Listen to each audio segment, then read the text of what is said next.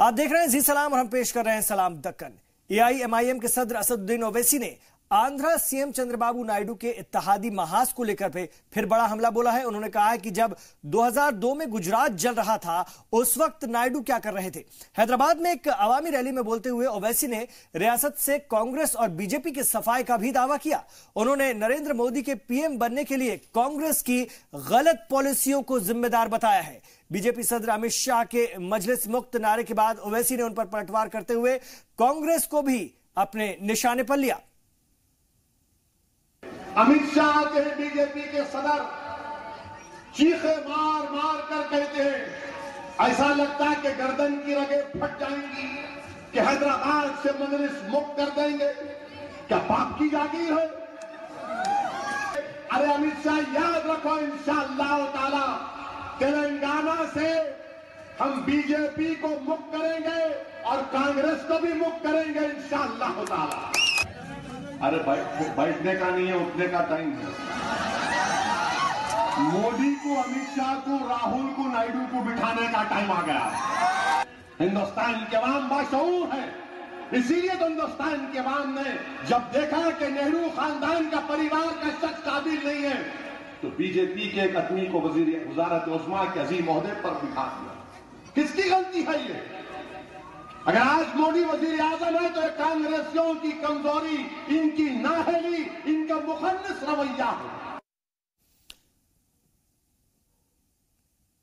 इस मौके पर ओवैसी ने चंद्रबाबू नायडू के इत्तेहाद बनाने की कोशिशों पर भी सवाल खड़े किए।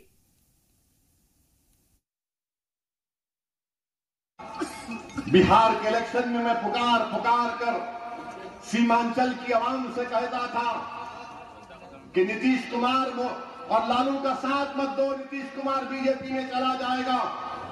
दुनिया ने देख लिया कि नीतीश कुमार आज जाकर मोदी के साथ दे रहे हैं, मोदी के साथ हुकूमत कर रहे हैं। मेरे भाई, ये जो खेल खेला जा रहा है इससे हमको चौकन्ना रहना पड़ेगा। और ये कोई आकर हमको सेकुलरिज्म की तालीम मत दो। हम 2002 में चंद्रबाबू नायडू आपको देख चुके हैं, 2014 में देख चुके हैं। आप तारीफ कर रहे थे तो इखलाफ, पीलू खान, जुनैद, अलीमुद्दीन अंसारी और राजस्थान में जिसका वीडियो निकाला गया था कि कैसे एक शैतान ने एक इंसान को तलवार लेकर मार मार कर उसकी जिस्म को भी जला दिया। इधर राजस्थान, मध्य प्रदेश और छत्तीसगढ़ के साथ साथ तेलंगाना में भी सियासी सरगर्मियां तेज होती जा रही हैं। हैदराबाद पहुंची बीजेपी एमपी मीनाक्षी लेखी ने एक बार फिर SC/ST का मुद्दा उठाया है और एक तकरीब में उन्होंने कहा कि बीजेपी आईन का पूरा ख्याल रखती है, जिसका सबूत है कि सुप्रीम कोर्ट का फैसला होते हुए भी उस कानून पर पार्लियामेंट के जरिए रोक दिया गया है। शुमाली हिंद में इस मामले से बचने वाली बीजेपी जनूबी इलाके में इस पर अपनी पीठ थपथपाती नजर आई। इस मौके पर लेखी ने कांग्रेस TDP इत्तेहाद पर भी जमकर हमला बोला। शेड्यूल ट्राइब के विषय में जो संविधान में लिखा है वही संविधान की मान्यता हम लोगों ने भी की है।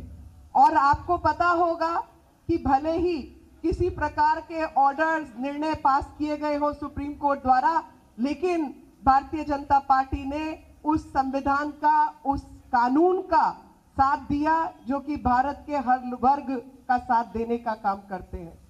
मैं आपको फिर एक वायदा याद दिलाना चाहती हूं कि शेड्यूल ट्राइब को जमीन मिलेगी, ऐसा केसीआर साहब ने कहा था ना। मिली? नहीं मिली ना। आपको 2 कमरे का मकान का वायदा हुआ था, वो मकान मिल गया? नहीं मिला। तो जो प्रधानमंत्री आवास योजना है, प्रधानमंत्री आवास योजना के तहत 1 करोड़ लोगों को वो मकान मिल गया है उन राज्यों में जहां पर भारतीय जनता पार्टी की सरकार है। आज तेलंगाना के सामने बहुत बड़ी दुविधा है। ये वही लोग हैं जिन्होंने अपना राज्य है, जो कि एक फोर्स्ड शादी हुआ था ना, एक विवाह हो गया था, और वो विवाह किसने करवाया था? कांग्रेस पार्टी ने। और आज वही कांग्रेस पार्टी किसके साथ खड़ी है? TDP के साथ। TDP कैसे बनी थी? TDP बनी थी कांग्रेस पार्टी का विरोध करने के लिए।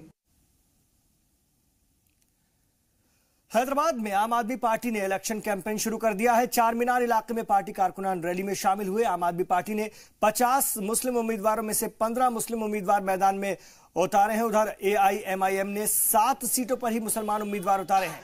चार मीनार से आम आदमी पार्टी उम्मीदवार शरफुद्दीन ने कहा कि मुस्लिम पार्टी कहलाई जाने वाली पार्टी के अंदर ही भगवा में रंगी बीजेपी मुसलमानों के साथ धोखा कर रही है। इस मौके पर उन्होंने TRS को भी जमकर निशाने पर लिया।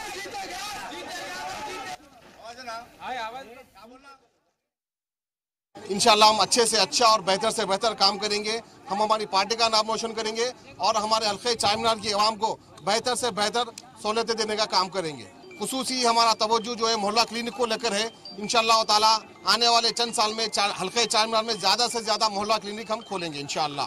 जिस तरह हमारे CM केजरीवाल साहब, अरविंद केजरीवाल साहब ने जो सहूलतें दिल्ली की आवाम को दी है, उसी तरह की सहूलतें हम जो है हमारे तेलंगाना की आवाम को देंगे। तो हमारी पार्टी का मैनिफेस्टो यही है कि फ्री एजुकेशन देंगे, मोहल्ला क्लिनिक डालेंगे और जो है करंट का बिल 50% होगा और तकरीबन पीने का पानी का कोई बिल नहीं आएगा, पीने का पानी फ्री में हम देंगे।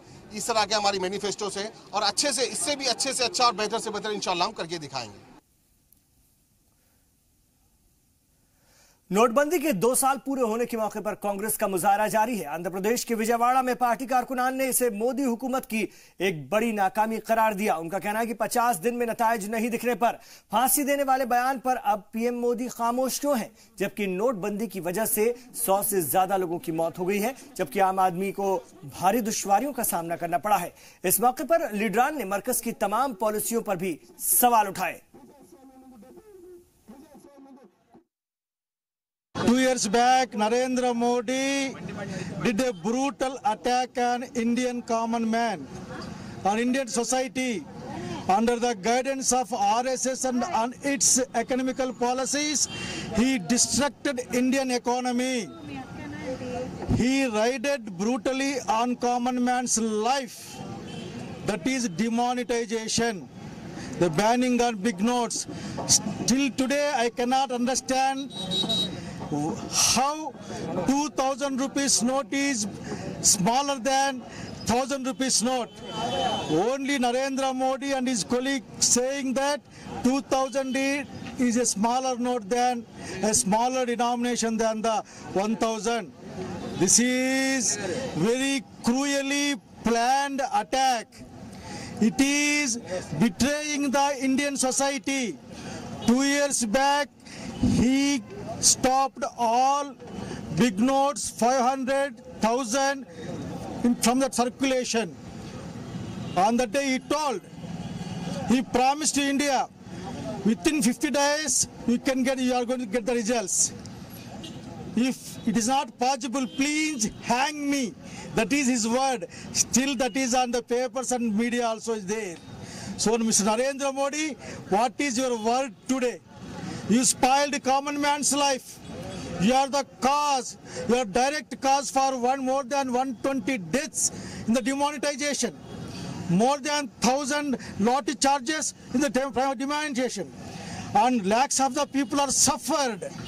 5 lakh small companies closed. Till today, Indian economy is not revived. मरकजी पार्लिमानी उमूर और फर्टिलाइजर वजीर अनंत कुमार का इंतकाल हो गया है और बीजेपी के सीनियर लीडर अनंत कुमार ने बेंगलुरु में रात 2 बजे कल आखिरी सांस ली। 59 साल के अनंत कुमार पिछले कुछ महीनों से कैंसर से मुतासिर थे। अमेरिका से इलाज करा करके लौटे अनंत कुमार की तबीयत जब दोबारा खराब हुई तो उन्हें मकामी अस्पताल में दाखिल कराया गया, जहां पर गुज़िश्ता रात उनका इंतकाल हो गया।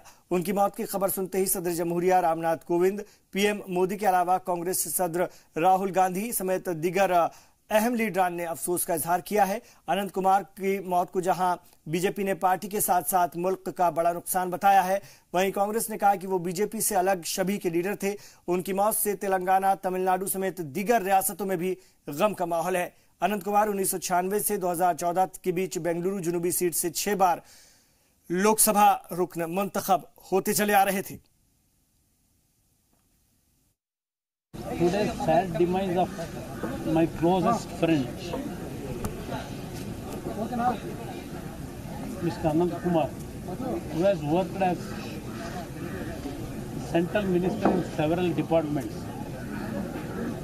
He has contributed in a big way to the development of this Karnataka state and the country. I lost one of my closest friends in my life.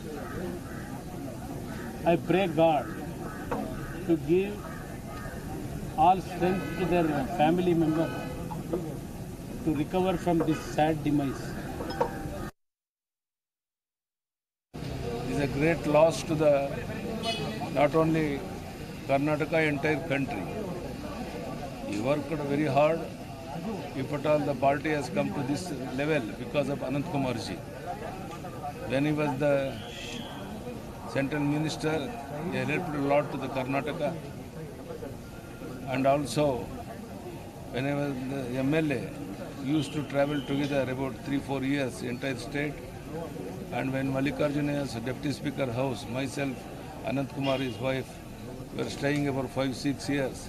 And we have traveled the entire state, and if at all, if the party has come to this level because of Anant Kumar ji. Anant Kumar ji is not more than because Anant Kumar contribution to the organization of the Karnataka is very much, and everybody is considered him as brain of the Karnataka BJP, and under his leadership party has grown like anything. Firstly, he became General Secretary of the BJP when Yediyurappa ji is the President of the Karnataka. नुकसान हुआ है। अनंत कुमार 6 बार MP थे वो, और मेरी constituency में 2005 के अंदर मैं पहली बार जब एमएलए हुआ बाई इलेक्शन के अंदर, मेरे चामराजपेट हल्के में वो एमपी थे। इसके अंदर चाहे हमारी कॉन्स्टिट्यूंसी को एमपी थे वो, और इतना सिंपल आदमी, इतना अच्छा आदमी, वो बीजेपी पार्टी करके नहीं है। मेरे को खुद एडवाइस करते थे, मेरा कोई भी छोटे मोटे फंक्शन को भी मैं बुलाता तो वो फंक्शन को आते थे और मेरे को एडवाइस करते थे, भाई तुम पहली बार एमएलए हुए, कुछ भी मेरे से कुछ है, आप ये नहीं समझना मैं एमपी हूँ करके, सीनियर लीडर हूँ करके। मेरे पास कभी भी हो, कुछ भी काम है मेरे से आप ले लो, और मैं छोटा मोटा प्रोग्राम को भी 3 साल मेरे एमपी थे वो। तो मरकजी वजीर और बीजेपी लीडर अनंत कुमार की मौत पर दीगर लीडरान ने भी अफसोस का इजहार किया है।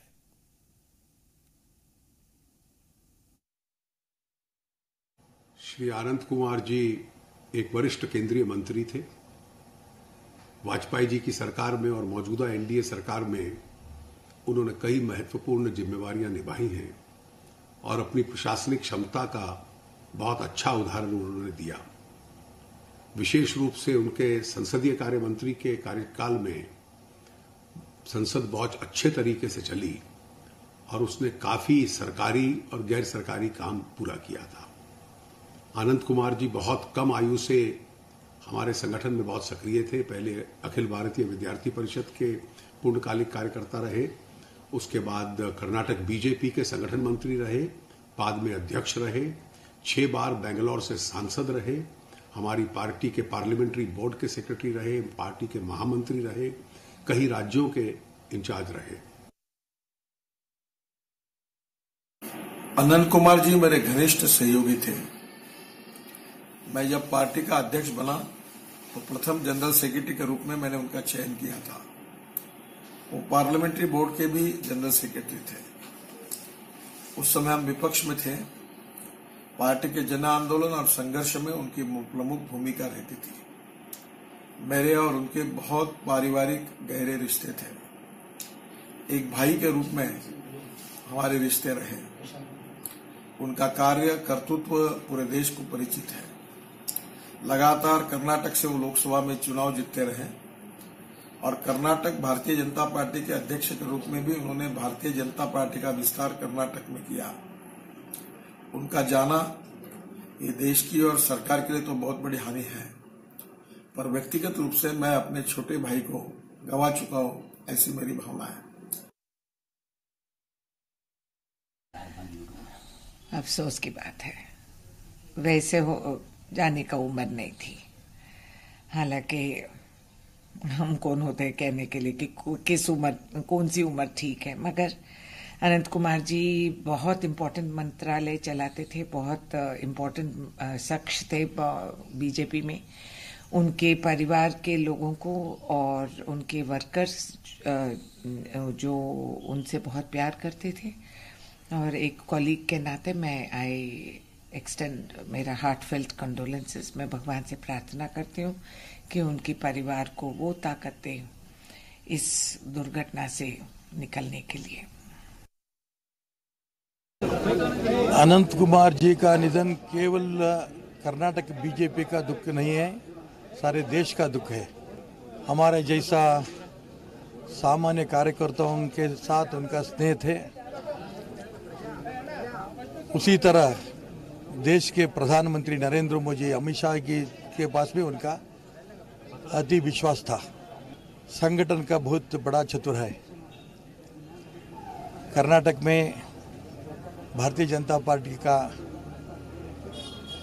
संगठन बढ़ाने के लिए मैं येडियुरप्पा जी और अनंत कुमार विधानसभा में और शासक भवन में बैठकर हम प्लानिंग भी करता था, वहाँ से हमारा चिंतन कार्यगत भी होता था।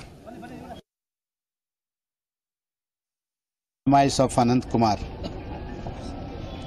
has put us in such a position that we lost a great personality who worked for the party, who worked for the society, and whose presence was the need of the hour for us. But unfortunately, he could not be with us now, and as a minister,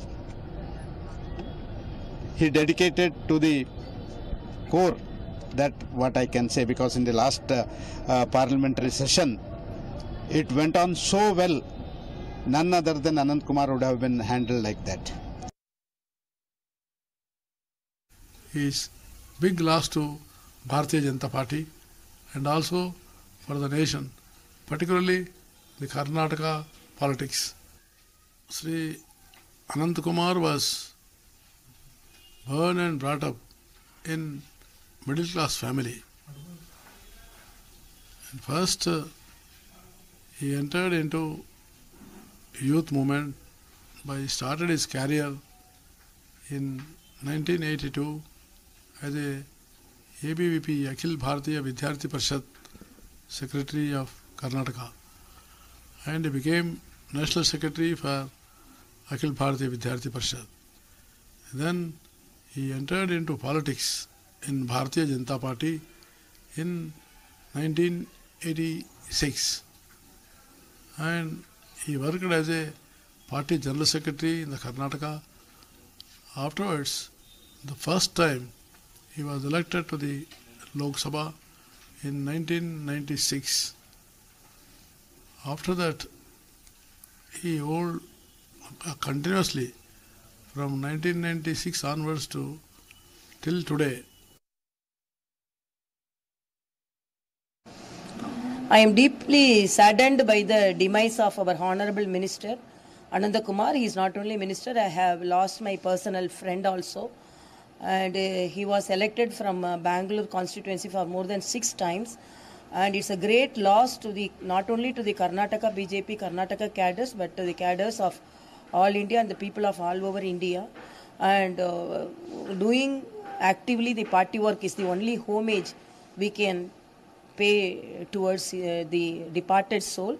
And I don't know how to console the family, because the family was very in a sacrificing mood to dedicate him towards the party work. And I pay homage. I am deeply saddened by the demise, and I pay homage on behalf of Tamil Nadu BJP. और कर्नाटक के साबिक वजीर और BJP leader Janardan Reddy को कल crime branch ने गिरफ्तार करके अदालत में पेश किया। सुनवाई के बाद अदालत ने रेड्डी को 24 नवंबर तक की अदालती तहवील में भेज दिया है।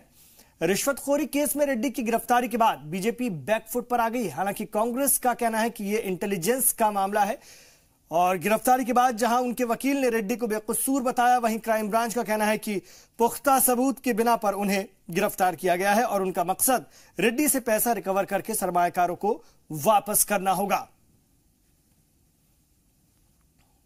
ये जो 20 करोड़ का इस प्रकरण में जो इस मामले में जो चीटिंग हुआ है उसको रिकवर करना है अभी, और फिर वो पैसा जो है इन्वेस्टर्स को वापस देना है। उसके लिए जो कार्रवाई, उचित कार्रवाई करनी है, वो उचित कार्रवाई हम शीघ्र करेंगे।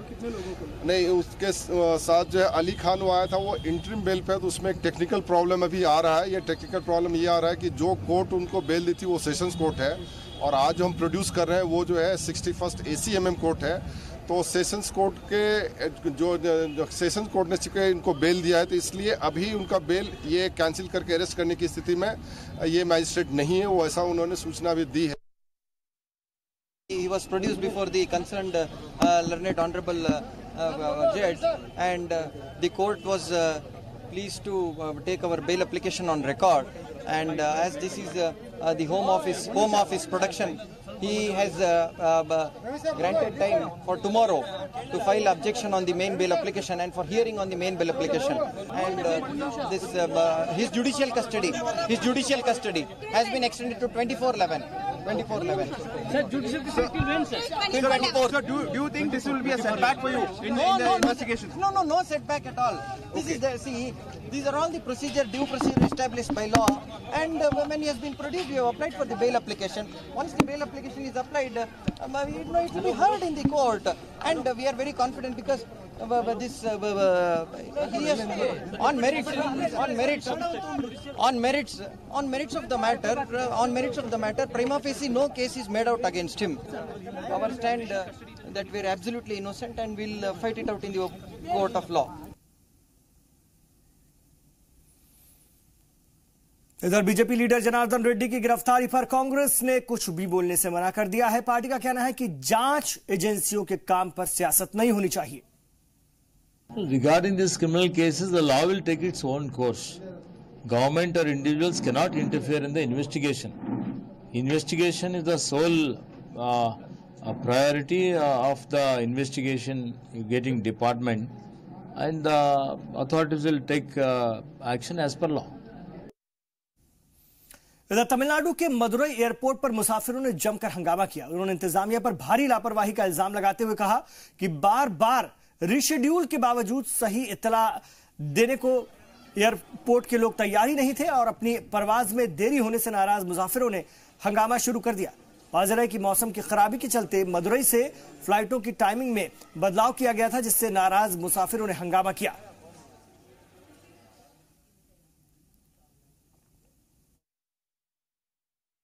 Yeah, we have all come here to board flight for Colombo, and right from 2:30 they have been telling us the flight is getting delayed, and they promised the flight at 7 o'clock, and now they have cancelled the flight. We are all stuck here in the airport. There are small kids, ladies, and everybody is stuck here, and in fact 68 people total. Now, right now there is no commitment from their end that what will be our next travel plan, or there is no commitment from the airlines right now. So we are just waiting for their confirmation, and even now there is no proper assurance and there is no alternate arrangement for us. We have been requesting for this from lunch hour. जनूबी हिंद की खबरों के bulletin सलाम दक्कन में अभी इतना ही।